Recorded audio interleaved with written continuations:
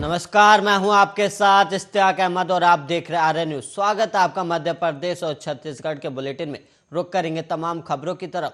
छत्तीसगढ़ के मुख्यमंत्री भूपेश बघेल ने कहा कि पूरे देश में बीजेपी के खिलाफ माहौल बना हुआ है और बीजेपी और उसके नेताओं को आम जनता की समस्याओं से कोई लेना देना नहीं है और इसी का परिणाम है कि आज उत्तर प्रदेश बीजेपी में भगदड़ मची हुई है और कई मंत्री और विधायक पार्टी छोड़कर जा चुके हैं। और सीएम ने आगे कहा कि ये इस बात का संकेत है कि बीजेपी के जाने के दिन आ गए हैं और दिल्ली और यूपी के दौरे पर रवाना होने से पहले सीएम भूपेश ने मीडिया से बातचीत में कहा कि डूबती जहाज को छोड़कर जैसे सब लोग भागते हैं वैसे ही बीजेपी के मंत्री और विधायक भी भाग रहे हैं। और सीएम ने कहा कि अभी दिल्ली जा रहा हूं और रविवार को यूपी से लगे दिल्ली के इलाके में चुनाव प्रचार करना है, जहां प्रियंका गांधी और दूसरे अन्य नेता भी शामिल होंगे।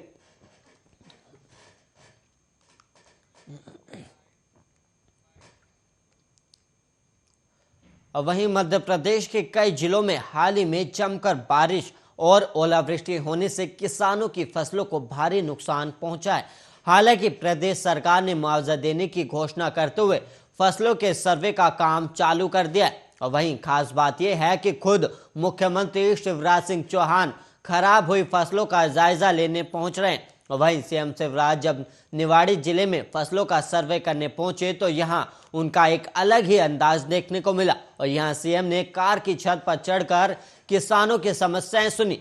दरअसल मामा के नाम से प्रदेश में अपनी एक अलग छवि बना चुके मुख्यमंत्री शिवराज सिंह चौहान का अपने अलग अंदाज के लिए भी जाने जाते हैं और ऐसा ही अंदाज उनका निवाड़ी जिले के पृथ्वीपुर में भी देखने को मिला।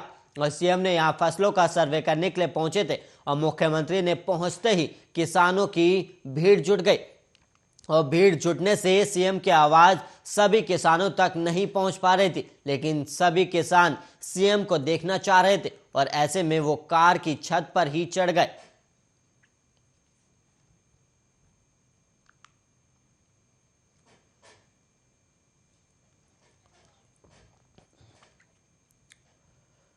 और वहीं गांजा तस्कर करने वाले आरोपी गिरफ्तार हुए हैं। और दरअसल पूरा मामला छत्तीसगढ़ महासमुंद जिले के सरायपाली थाना क्षेत्र अंतर्गत का, जहां मुखबिर से सूचना मिली कि उड़ीसा से अवैध मादक पदार्थ गांजा का एक बड़ा खेप एक छोटी वाहन में उड़ीसा से महासमुंद होते हुए मनेन्द्रगढ़ कोरिया की ओर जाने वाला है, जिस पर तत्काल जिला महासमुंद पुलिस अधीक्षक के निर्देश पर थाना सरायपाली के प्रभारी आशीष वासनिक द्वारा महासमुंद जिले में प्रवेश करने वाले समस्त पॉइंट पर बल तैनात कर संदिग्ध वाहनों की जांच की जा रही थी। और जहां सोहेला बड़गढ़ की तरफ से सफेद रंग की बोर्ड कार जिसमें भारत सरकार लिखा हुआ था, जिसे रोककर वाहन चालक से पूछताछ की तो पता चला कि वाहन चालक गोल मटोल जवाब देने लगा। तो संदिग्ध लगने पर वाहन की घेराबंदी कर डिग्गी को चेकिंग किया तो डिग्गी के अंदर लगभग 60 किलोग्राम अवैध मादक पदार्थ गांजा मिला और इस पर सरायपाली थाना प्रभारी द्वारा गांजा तस्करी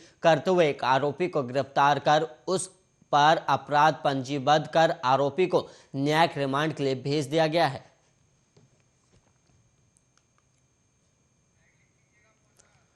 और वहीं आपको बता दें कि लगातार छत्तीसगढ़ में गांजे को और गांजे की तस्करी पर रोक लगाने के लिए लगातार पुलिस छापेमारी कर रही है और इसी बीच पुलिस को भी एक बड़ी कामयाबी मिली। मुखबिर की सूचना पर पुलिस ने करीब 60 किलो गांजा तस्कर को साथ गिरफ्तार किया है। और वहीं इसी खबर पर हमारे साथ ज्यादा जानकारी देने के लिए हमारे सहयोगी पप्पू यादव जुड़ गए। पप्पू यादव, बताइएगा विस्तार से पूरा मामला।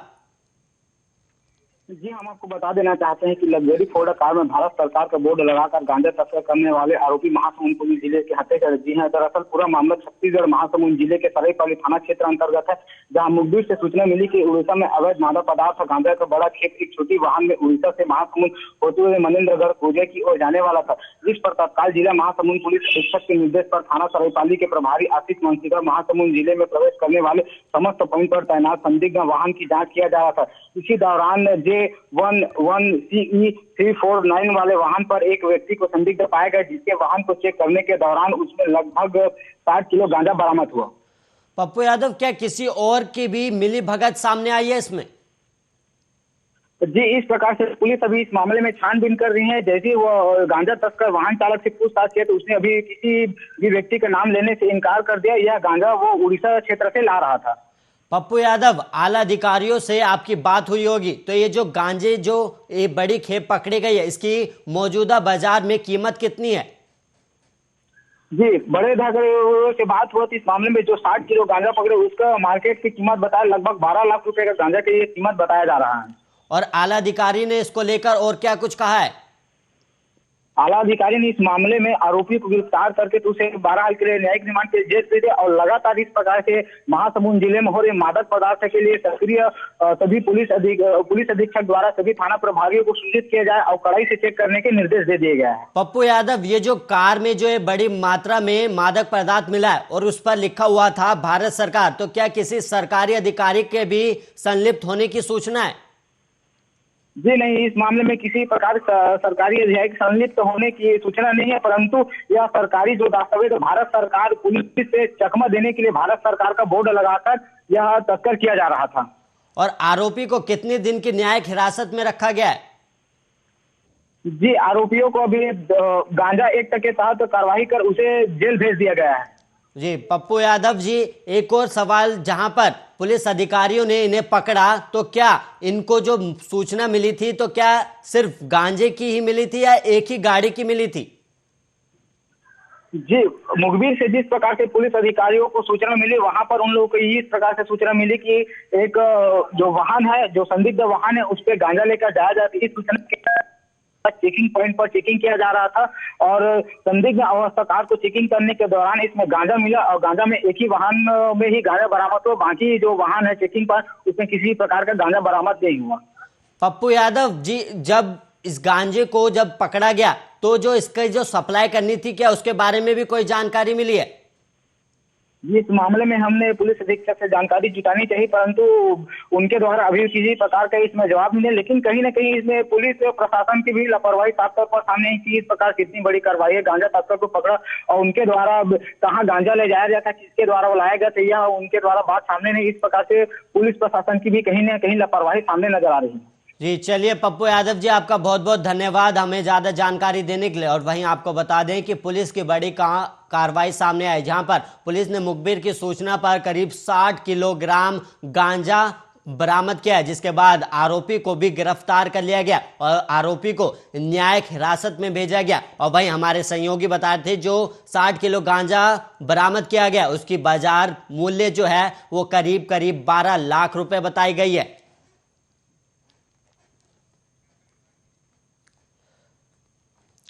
और वहीं बढ़ेंगे अगली खबर की ओर, जहां पर छत्तीसगढ़ में ई पंचायत वेब पोर्टल का शुरुआत हुई है, जिसे छत्तीसगढ़ के स्वास्थ्य मंत्री टीएस सिंहदेव ने सिविल लाइन स्थित निवास में ई पंचायत छागा वेब पोर्टल का किया गया शुभारंभ। और उन्होंने कहा कि पंचायती राज संस्थाओं और लोगों को बेहतर सुविधा देने के लिए प्रशासन को पूरी जानकारी उपलब्ध हो। जहां छत्तीसगढ़ में 11,000 से अधिक ग्राम पंचायतें, ऐसे में पंचायत विभाग द्वारा तैयार ई पंचायत छत्तीसगढ़ वेब पोर्टल राज्य और केंद्र शासन की योजनाओं के पारदर्शिता के साथ बेहतर क्रियान्वयन, मूल्यांकन, मॉनिटरिंग और प्रशिक्षण के लिए प्लेटफॉर्म की तरह काम करेगा।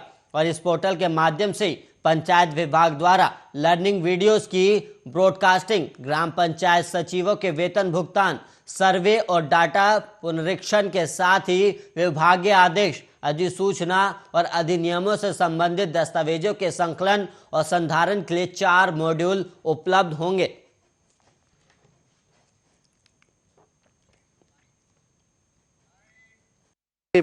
पंचायती राज संस्थाओं को बेहतर प्रशासन, बेहतर लोगों के लिए सहूलियतों देने के लिए और शासन को भी जानकारियां उपलब्ध हो सके कि वस्तुस्थिति क्या है और कहां पर क्या किया जा सकता है।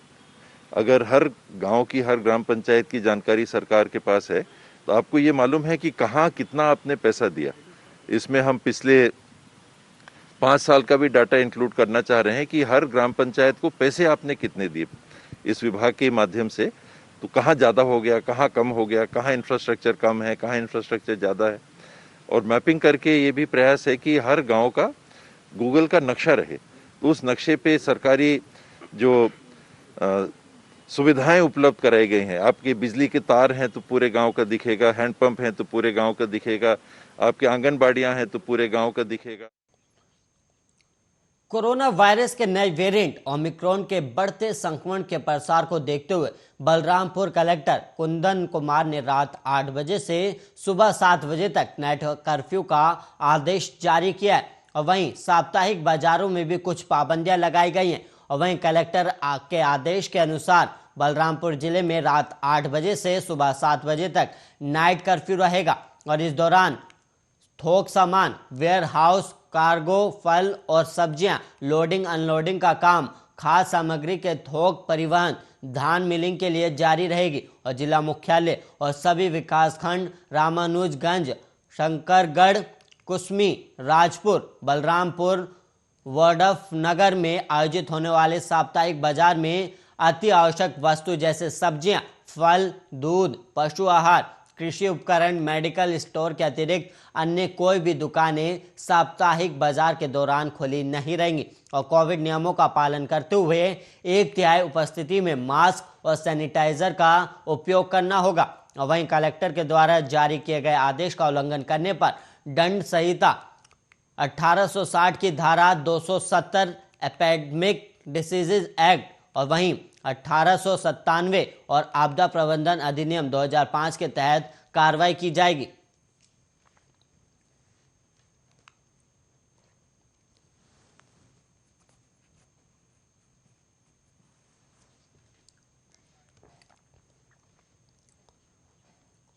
छत्तीसगढ़ में बजट से पहले बेरोजगारी के मुद्दे पर भारतीय जनता पार्टी और कांग्रेस एक बार फिर आमने सामने आ गई है। और बीजेपी ने जहां बेरोजगारी भत्ते को लेकर एक बार फिर से बघेल सरकार को घेरने की कोशिश की है, वहीं कांग्रेस ने पीएम नरेंद्र मोदी द्वारा रोजगार को लेकर किए गए वादे की याद दिलाई।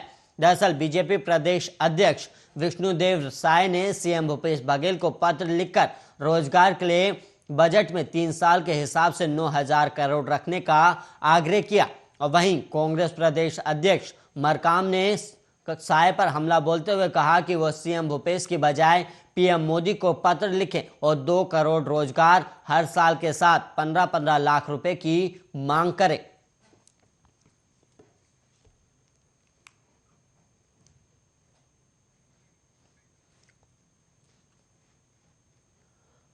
भोपाल वैश्विक महामारी कोरोना की तीसरी लहर ने रफ्तार पकड़ ली और अब की इसकी गिरफ्त में मध्य प्रदेश विधानसभा के अध्यक्ष गिरीश गौतम भी आ गए। और गिरीश गौतम की कोरोना टेस्ट रिपोर्ट पॉजिटिव आई है और डॉक्टरों की सलाह पर विधानसभा अध्यक्ष ने अपने भोपाल स्थित निवास पर खुद को आइसोलेट कर लिया है। और वहीं बताया जा रहा है कि मध्य प्रदेश विधानसभा के अध्यक्ष गिरीश गौतम विगत कुछ दिनों से बीमार चल रहे थे, जिसके बाद उन्होंने अपना कोरोना वायरस संक्रमण का टेस्ट कराया और टेस्ट में उनकी रिपोर्ट पॉजिटिव आई, जिसके बाद इसकी जानकारी विधानसभा अध्यक्ष गिरीश गौतम ने अपने ट्विटर हैंडल से लोगों को दी। और फिलहाल विधानसभा अध्यक्ष गिरीश गौतम के स्वास्थ्य में सुधार है और वहीं मगर फिर भी उन्होंने अपने संपर्क में आए लोगों से जांच कराने का अनुरोध किया। और इसके अलावा विधानसभा अध्यक्ष के 7 स्टाफ और लोग संक्रमित पाए गए हैं।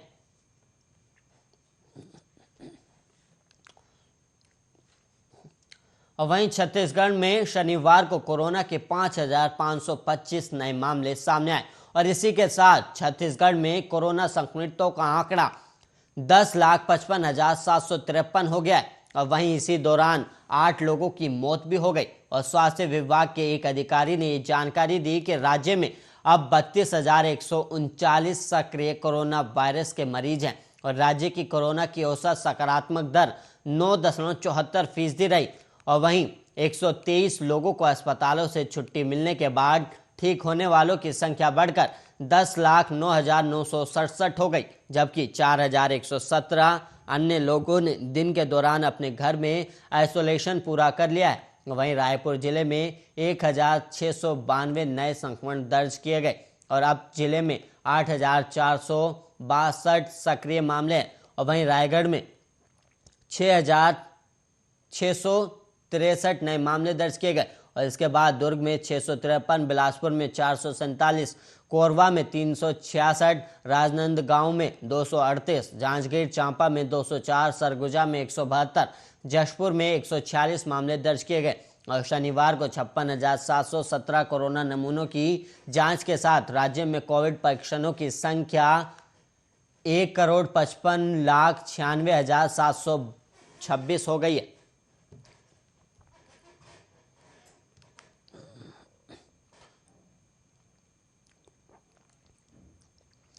एशिया की सबसे बड़ी मानव निर्मित झील पर स्थित गांधी सागर बांध को लेकर सीएजी की रिपोर्ट पर Madhya Pradesh dam safety director और बौद्धी विंग जोच दल पहुंचा। वहीं एशिया की सबसे बड़ी मानव निर्मित झील पर स्थित गांधी सागर बांध को लेकर रिपोर्ट पर Madhya Pradesh dam safety director जांच के लिए पहुंचा और उक्त रिपोर्ट जब मध्य प्रदेश बांध सुरक्षा डायरेक्टर और बौद्धी विंग के पास पहुंची तो 5 सदस्यों का दल 11 जनवरी को गांधी सागर पहुंचा और साथ ही गांधी सागर बांध कार्यपालन यंत्री HK मालवीय और एसडीओ के साथ जोच में डीएल द्वारा पाया गया कि 2019 में अधिक मात्रा में जल भराव और प्राकृतिक आपदा से स्थितियां निर्मित हुई हैं।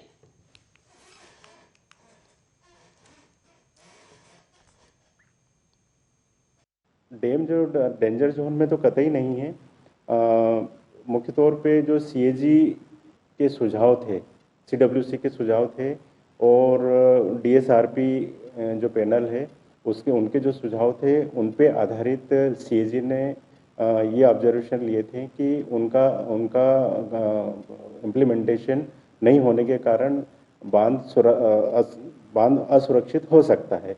असुरक्षित नहीं है ऐसा कतई नहीं, आशय नहीं है, लेकिन आगे भविष्य में कभी असुरक्षित हो सकता है। तो उनके जो सुझाव है उनका इम्प्लीमेंटेशन करने के लिए उनके अपने सुझाव थे, जिसके परिपालन में एसीएस सर के निर्देश पर और प्रमुख अभियंता के निर्देश पर यहाँ पर एक टीम आई थी जिसमें CE BODHI, CE ENM Bhopal, director dam safety और डायरेक्टर ड्रिप बोधी की और हमारे जो चीफ इंजीनियर है उज्जैन से अधीक्षण यंत्री, ये सभी लोग एक एक्सपर्ट पैनल के रूप में यहाँ पर आए थे और उन पैराज के एक एक बिंदुओं का उन्होंने अध्ययन करके उसमें जो चीज़ें छूट रही थी उनका भी समावेश करते हुए प्राक्कलन बनाने के हमको निर्देश दिए हैं, जिसका जल्द ही टेंडर लगा के और विभाग द्वारा वो काम